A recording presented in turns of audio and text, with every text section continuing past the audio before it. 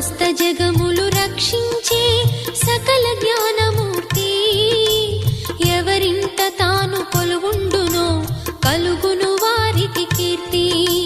సకల సంపదల మూలము సుమనోహరి లక్ష్మి, శ్రీ చక్రవాసిని మాత శ్రీ విష్ణు ధర్మ పత్ని.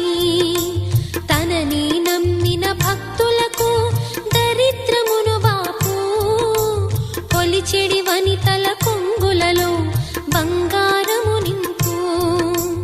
అష్టలక్ష్ముల రూపున అవతారం దాల్చినది, కష్టములను తొలగించగా భూమిలో వెలసినది.